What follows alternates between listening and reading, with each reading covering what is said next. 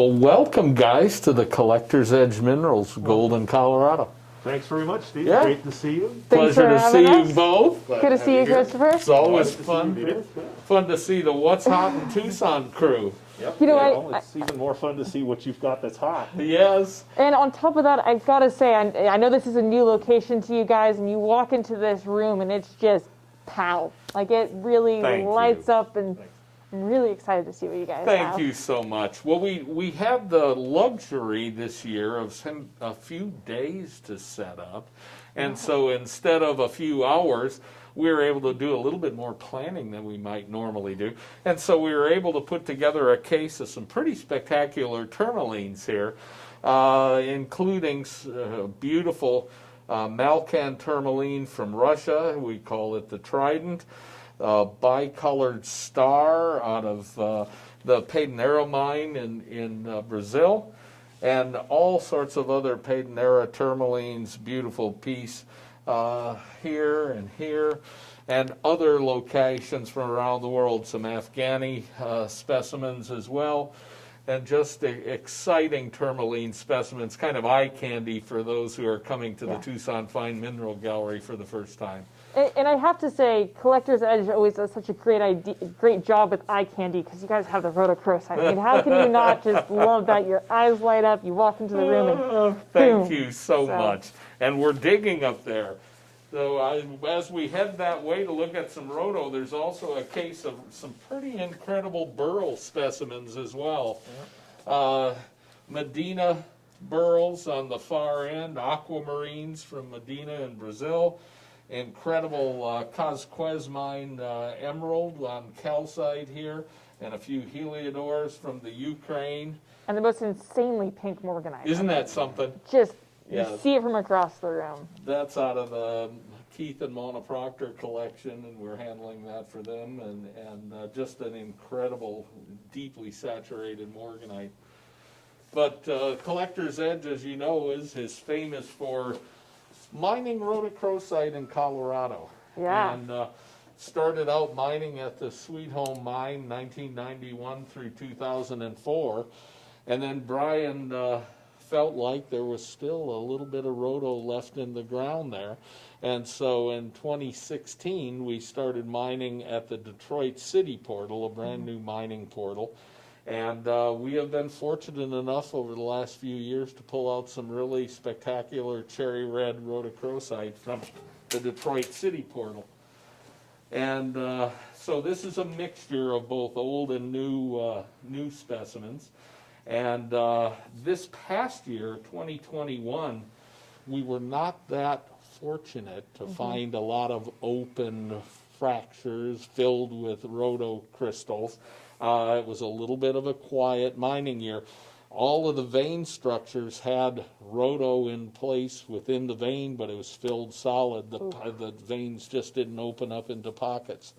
So in any case, we'll be mining ahead again in the spring of this year, and hopefully we'll get some nice pocket development so we can get some great rhodo crystals once again. But just always fun at the Collector's Edge to see some cherry red rhodo out of the Sweet Home mine. So, Steve, before you move on, Yeah. is there a distinct difference between sort of the classic Sweet Home and what's come out of the Detroit? I mean, can you point to a specimen and say, yes, this is Detroit, and you can tell because the color is deeper or the luster is Honestly, I would say that it's almost impossible to tell. If you're really well connected to what comes out pocket by pocket, you can occasionally spot something that you said, this never occurred at the Sweet Home. And one of those was the crystals of rhodo growing on really dense sphalerite, tetrahedrite, and chalcopyrite. And out of Dino's pocket, which was one of our best pockets in 2019, all of the rhodos formed on a very thick rind of sphalerite primarily, but some chalcopyrite and some tetrahedrite. And the consequence of that was, being a sulfide mineral and being in the ground for many millions of years, the sulfides were not always that competent And so you will see a lot of these bright cherry red crystal groups or crystals that are on a little bit of black matrix, but they're not a nice big cluster that you were used to seeing out of the Sweet Home mine. Well, the Detroit City, out of Dino's Pocket in particular, this is one of the few larger matrix pieces that had a ROM sitting on it, because a lot of the sulfides started to come apart. And so you only got the isolated crystals. But other than that, I mean, the cherry red color and the luster of that is just as good as what we saw out of the original Sweet Home. We're about 200 feet higher. That's about the only difference. And even within Sweet Home, every pocket was a little bit different. Sometimes there was some fluorite, sometimes some Huebnerite, and so the pocket to pocket, it was amazing how diverse the pockets were. You'd occasionally get calcite scalenahedrons, and you go, I didn't know we'd get that. And we were seeing the same thing here at the Detroit City portal. We went into one pocket that had just beautiful scalenahedral calcite crystals. So you just never quite know what you're going to find till you break into the pocket. Keep digging and keep bringing us surprises. Yeah, one of the new things at the Collector's Edge is my replacement. And this is Christopher Clark. And he is joining our company from Jewelry Television. He spent 15 years there. He's a certified gemologist, and he's joining the Collector's Edge. I'm going to be retiring in April, and Christopher's going to be the one taking my part of the country as a sales representative. So wanted to introduce him and in his masked face on camera. There we go.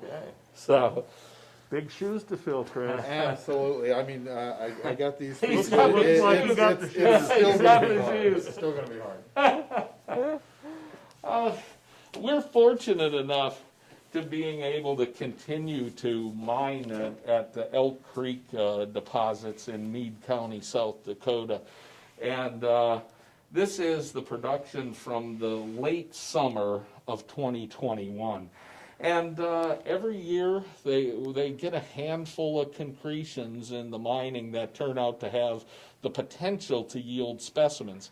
Many times those concretions at Elk Creek have a fossil in them, and they don't have barite or calcite in it, at least not crystallized. And other times they're completely full of minerals, so they don't have a vug where these barite and calcite crystals can occur. But we harvest what we can there, we bring it back to our lab, and they spend a couple months trimming and cleaning and preparing the specimens. And we had a really nice year this year with some very attractive specimens, good kind of beer bottle color, amber colored, bright, gemmy crystals. And so nearly every one of these came out of this year's mining. So typically, how big are the concretions? The concretions, I would say 3 feet to 4 feet across when they're coming out, and then they'll take a diamond chainsaw and cut in to see if there's any openings in it. And usually the vuggy areas within the concretion are real tortured. They're moving all sorts of different ways, and you have to really trim it carefully to be able to yield a specimen out of it, because they don't just form in a geode-like environment. There's a pathway that has some calcite on the interior, as well as a few isolated barite crystals. So it's a lot of preparation work to come out with specimens as classic and attractive as this. And that's the one that's over here at the bottom shows you a little bit of the size. This is a really exceptionally rare piece to have an opening that would yield a specimen of that size. But the bright yellow is the calcite, and the amber beer bottle color is the barite crystals. And those are, gosh, the biggest one's probably 5 inches plus. Yeah. So impressive for the locality. One of the other things I wanted to show you today, just think it's really kind of exciting stuff, is we were offered the large part of the contents of a big vug of aragonite, and some of it with azurite associated with it. And so you have this nice blue-green colored aragonite and some azurite crystallization. And there was a fair amount of diversity in the color of these pieces. Sometimes they were more of a Kelly mine blue, and other times they got to a more sky blue, almost electric blue color. Really impressive hummocky surfaces. And especially with the fact that, like, as you get deeper, you've got more of the sparkle, and as you come up, it kind of smooths out and really gives it this kind of a celestial aspect to it. Yeah, it's really, they're just beautiful little specimens, and they've been very popular. Well, it's really hard not to love a blue like that. I know, isn't it? Yeah, so we've been just thrilled to be able to have those, and our lab, of course, has been busy trimming and preparing those. The top shelf has some that we've been seeing in the marketplace, some of the wonderful Elvi crystals that came out of the Congo. And so just really gemmy crystals and nice bicolor. Fantastic. And another thing that we have been really excited about is a new project in the Solwezi district in northwestern province in Zambia. And just beautiful imperial topaz. Similar crystal morphology to what you see at the Oro Prado deposit. And a color that's very reminiscent as well, especially in some of the darker, gemmier crystals. They have a very nice imperial topaz color. I love how, especially something like this almost has like a sherry aspect to it. It's got almost a pink undertone versus a red undertone. You're exactly right. We didn't get all that many of them that had that stronger pink, but we do have some that are very noticeably pink in color. Yeah. So it's kind of cool that, and this is our second major batch of these crystals, and it's going to be ongoing.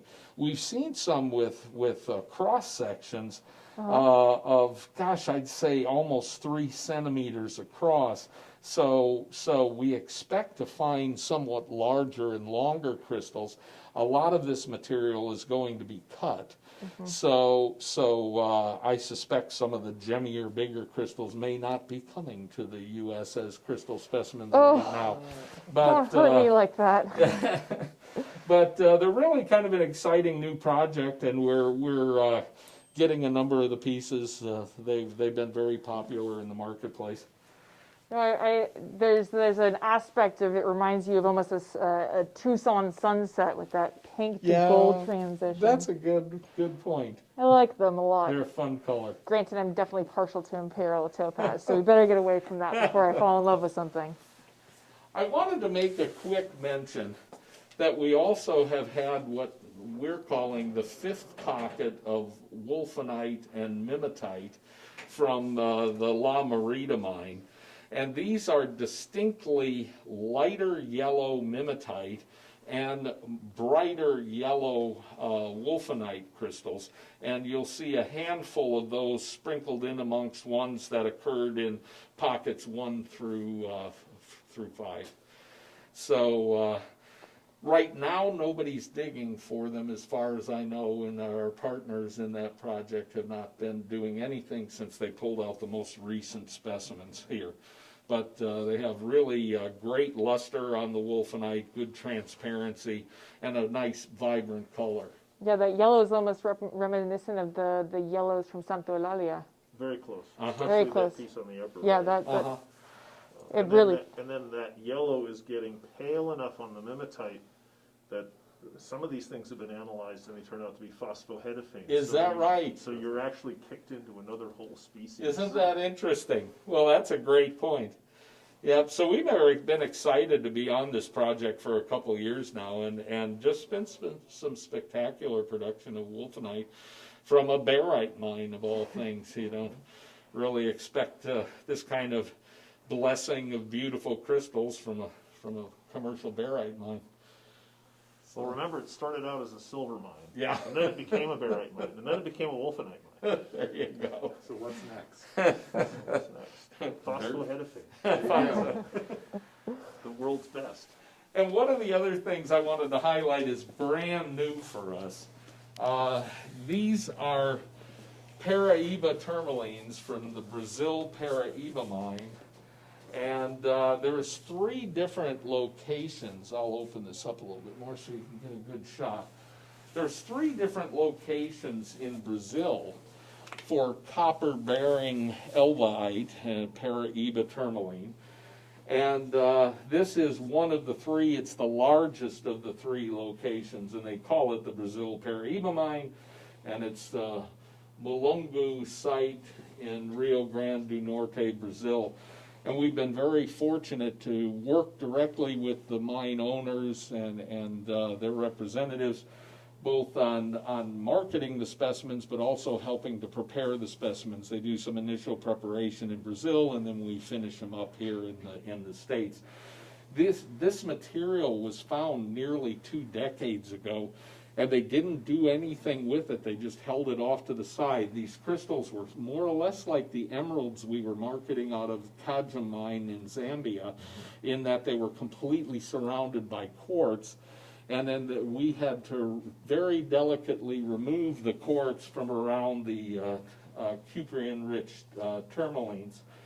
And so they make beautiful specimens with almost a turquoise blue tourmaline color. And we really love these things. And some of the cool things is lepidolite is replacing in some of these specimens or growing around. On this one over here, lepidolite is in many cases replacing or growing around the elbites, the copper-bearing elbites. Yeah, that second to the left one there, that transition line in the pseudomorph is just... Isn't that cool? It really makes it pop. Yeah, and this little guy here, they're in a whole lot of associations, but it also has some spodumene. So this is a spodumene mass here, and then the copper-bearing elbite crystals here. Just really interesting. You don't see these to this size for this copper-bearing elbite species. So kind of fun. Hard not to love that color. Isn't that something? I'm going to brag about one more piece. I was going to say, it's hard not to love the color to the left, too. That's about as nice a crystallization as you can find in a gold specimen, other than maybe the gold dragon at the Houston Museum. This came out of the same mine. It's the Colorado Quartz mine. Really well crystallized gold. This came out of a collection that was in Florida that we just bought, the entire collection, and this was one of its super pieces that were in the collection. And Wow. I just love this piece. If I had the wherewithal, this would be mine. Well, especially because that piece, it's almost practically free floating in that matrix. Yeah, It's a little quartz crystal down there in the bug, and it's just as cool as it can be. Well, you could postpone your retirement I could, and but take I a won't. specimen instead. But that's a special piece, and some other beautiful golds, both from the GPRE Rare Earth collection and the Proctor collection as well. I do have one more surprise to show you. Should we Ooh. show them some I think other we really absolutely incredible do. We pieces? like surprises, especially when they're in the back room. It's nice to have this much real estate. Yeah. Uh, And not have to be doing this in a bathroom. this is kind of fun. Oh, So- wow. When we talk about the potential for the specimens out of this location, this is another one of the copper-bearing elbaites. A little bit of mica there, a little lepidolite with it as well, but shows you the impressive color and size of these crystals. And again, things like this have just really never been seen. There were some earlier specimens that came out of very gemmy material from one of the other Brazilian locations, but pieces like spodumene on the back? these, Yep. isn't that cool? You're with the big flake of Yeah. spodumene on the Yeah. back, providing that contrasting pale pink to the electric blue, Isn't that something? and how gemmy it is on I this know. one. Wow. And then another one of these that's just as fun as it can be. Oh my Just- gosh. Yeah, really long Paraiba tourmaline crystals. And these are entirely worked out of the quartz? Yes, by your lab? entirely worked out. Yep, How they were long does it completely. take- How long does it take them to work something like that? You know, I can tell you that on the emeralds that we did out of the Cadja mine, they would take months to do it.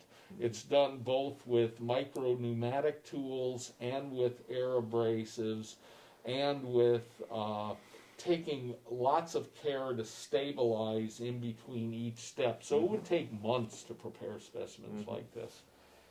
Wow. And I got one more in addition to that one. This one's got some of the most electric color. I Just- think I just fell in love. Wow. Yeah, you're just not used to seeing tourmaline in that kind of color. You do see blues and you see lots of greens and reds, but this almost turquoise color is just unique for. I think part of it is you're not used to seeing the turquoise color with this much transparency. Yes. Right? Yes. Even though they're not like truly transparent, like you get a crystal like this over on the side where you get that Yeah. transparent aspect and your brain goes, I don't know what to do with that. And I have to say, is coming from the gemological side for years and years, with Paraiba tourmaline being such the pinnacle of faceted tourmaline, when these came in, these guys were really excited. I was positively giddy. I mean, my stomach just fluttered as soon as I saw these, because I never expected to see this kind of material, especially on a matrix like that. Yeah. So we're just excited to be able to participate as a part of the Tucson Fine Mineral Gallery, and it's a treat to have you both here to share some of these things with us. Well, if you could see my smile right now, it's ear to ear. See I it in your eyes. really appreciate you showing us these specimens. I'm going to hand that to you. Sure. And really excited for what this gallery is going to do and what it Yeah. becomes. And thank you for sharing today. Well, thanks for being with us. We appreciate your time.